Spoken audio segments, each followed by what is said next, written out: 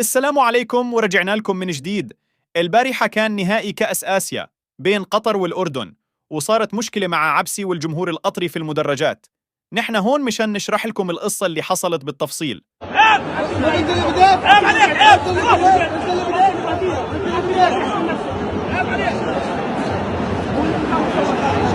مثل ما شفتوا عبسي كان معصب وبصيح هو وشخص تاني، ولكن ما حد فاهم القصة. جبت لكم فيديو حصري هوي وبيحكي الموضوع بالتفصيل، راح اترككم تشاهدوا الفيديو. دقيقة. كان الدوري الأردني بلش. خلصت المباراة حلو. فاتوا الناس على يد تصوروا، في ناس تصور هذا. في واحد بعصني. اوه والله. وشو عملت ساعتها؟ في واحد بعصني. انا راح اعرفك الايام بيناتنا، والله لا اعرفك. رحت البعث والله لا اجيبك. والله لا اجيبك ورب العزة لا اجيبك والله لا اجيبك. اللي بعصني والله لا اجيبك حلفت يمين.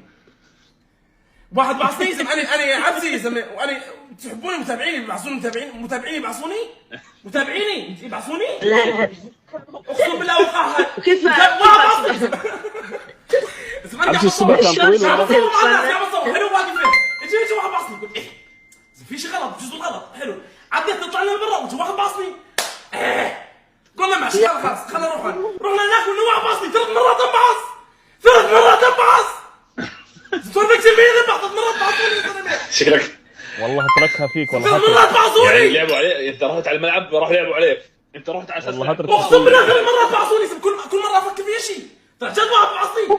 الا يا عمي عيب يا خجل والله فضحتونا يا زلمه. الا الشرف يا عبسي. والله انا ما اعرف نفس الشيء والله. جرب فحص الحمل، افحص بكره حمل. 3 مرات يا اخوان، والله 3 مرات قسما بالله عيب.